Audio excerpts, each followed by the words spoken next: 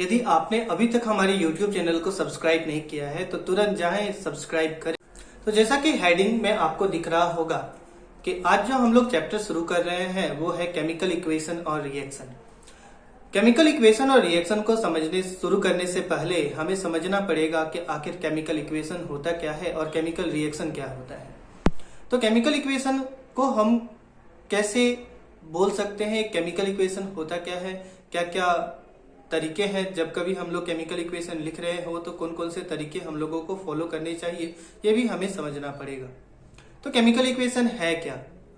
A chemical equation is a symbolic notation or representation that uses formula of a compound and symbols of the elements that are used in a chemical reaction। कि एक chemical equation जो होता है वो उसमें हमेशा जो है एक कंपाउंड का जो फॉर्मूला होता है उसका यूज किया जाता है, या फिर एक एलिमेंट्स की जो सिंबल्स होती हैं उसको लिखा जाता है। जब कभी भी कोई केमिकल इक्वेशन कोई केमिकल रिएक्शन हो रहा हो तो हम हमेशा क्या करते हैं कि एक कंपाउंड का फॉर्मूला लिखते हैं और एलिमेंट्स के सिंबल्स लिखते हैं। तो ये जो सिंबॉलिक नोटेशन होता है उसी को हम लोग कहते हैं क्या? तो उसको हम लोग बोलते हैं केमिकल इक्वेशन। केमिकल इक्वेशन को लिखने के लिए हमें कुछ चीजों को ध्यान में रखना पड़ता है। जैसे कि जब कभी कोई भी केमिकल इक्वेशन लिखते हैं तो एक केमिकल इक्वेशन के हमेशा दो पार्ट होते हैं। एक केमिकल इक्वेशन में जो एरो हेड है वो क्या करता है कि उन दोनों पार्ट को अलग करता है। एरो हेड से लेफ्ट की तरफ जो हम लोग चीजें लिखते हैं वो रिएक्टेंट होता है, और एरो हेड से राइट की तरफ जो हम चीजों को लिखते हैं वो प्रोडक्ट होता है। तो रिएक्टेंट क्या है? अ सब्सटेंस, या फिर हम लोग बोल सकते हैं कि those substances which are taking part in the chemical reaction are called the reactants. के ऐसे सब्सटेंसेस जो कि केमिकल रिएक्शन में हिस्सा ले रहे हैं उन्हें हम लोग रिएक्टेंट कहते हैं।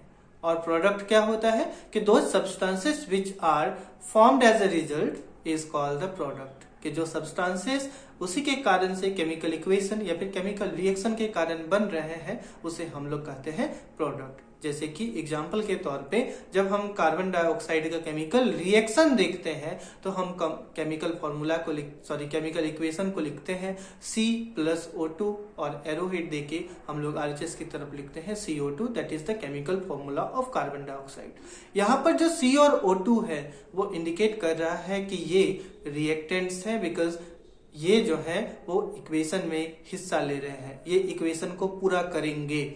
और जो नया सब्सटेंस बन रहा है because it is a chemical change, और केमिकल चेंज में होता क्या है हम लोग जानते हैं कि एक नया सब्सटेंस बनता है तो हम कहेंगे कि कार्बन डाइऑक्साइड जो नया सब्सटेंस बना वो एक प्रोडक्ट है। तो जब कभी हम कोई भी केमिकल इक्वेशन लिख रहे हो तो हमें कुछ चीजों को ध्यान में रखना पड़ता है। जैसे कि जब कभी केमिकल इक्वेशन को लिखेंगे तो जो रिएक्टेंट्स होते हैं उन्हें हमेशा जो है हम लोग लेफ्ट साइड की तरफ लिखते हैं। रिएक्टेंट कोई भी एलिमेंट का सिंबल हो सकता है या फिर कोई भी कंपाउंड का फॉर्मूला भी हो सकता है।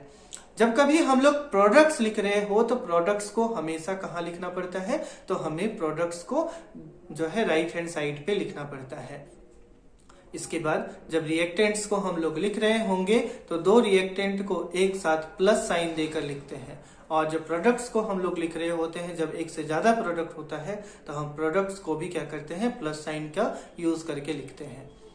रिएक्टेंट से प्रोडक्ट की तरफ जाता हुआ हमें एक जो है साइन इंडिकेट करना पड़ता है जो ये बताता है कि केमिकल रिएक्शन हो रहा है, कि एक सब्सटेंस जो है रिएक्टेंट से प्रोडक्ट बन रहा है या फिर प्रोडक्ट से रिएक्टेंट बन रहा है। तो ऐसे चीजों के लिए हम लोग क्या करते हैं कि एक एरो हेड का, एक तीर के निशान का यूज करते हैं जिसको हम लोग एरो हेड कहते हैं। तो एक एरो हेड को हमेशा लिखा जाता है रिएक्टेंट और प्रोडक्ट के बीच में, जो हमें ये बताता है कि केमिकल रिएक्शन हो रहा है। दो तरह के एरोहेड का यूज किया जाता है।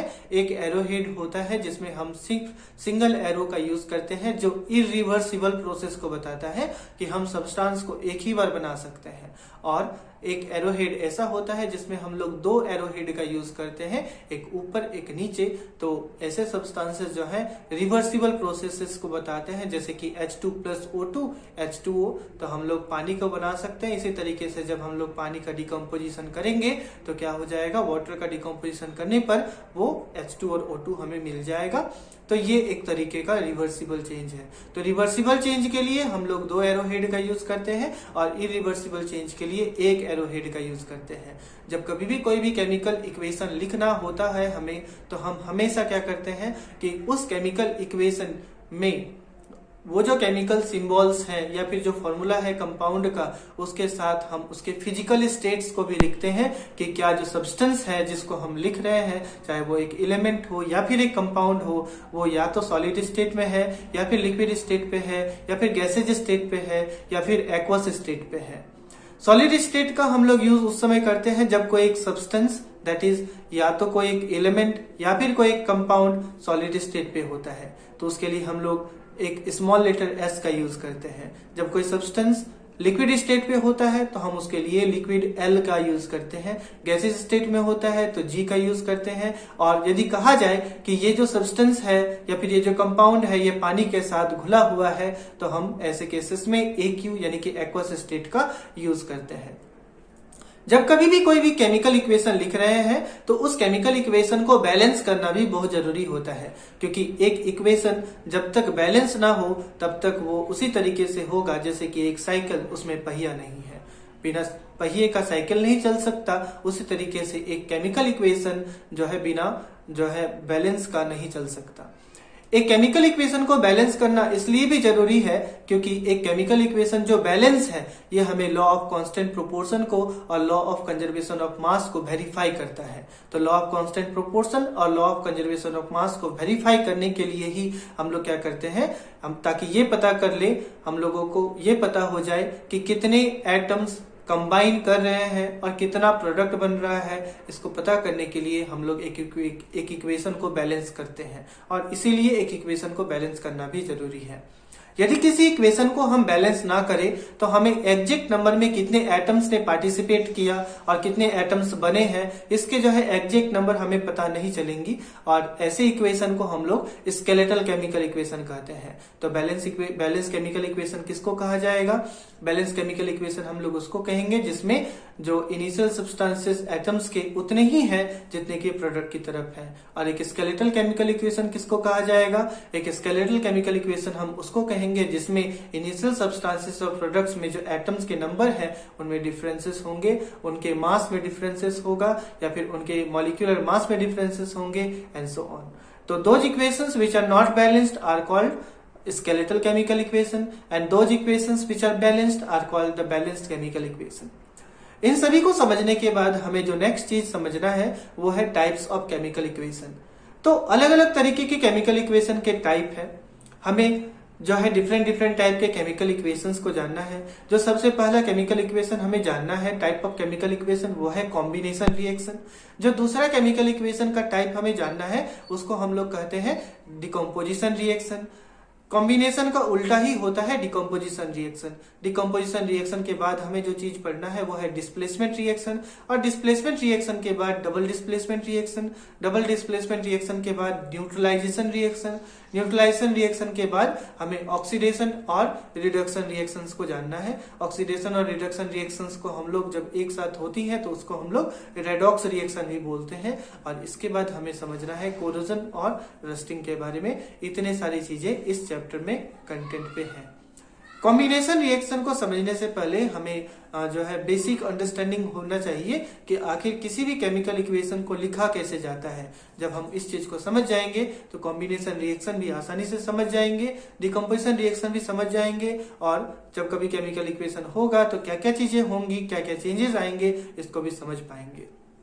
जब कभी भी एक केमिकल इक्वेशन को हम लोग लिखते हैं या फिर एक केमिकल रिएक्शन हो रहा होता है तो उस केमिकल रिएक्शन में जो केमिकल रिएक्शन हो रहा है उसमें बहुत सारे चेंजेस आती हैं।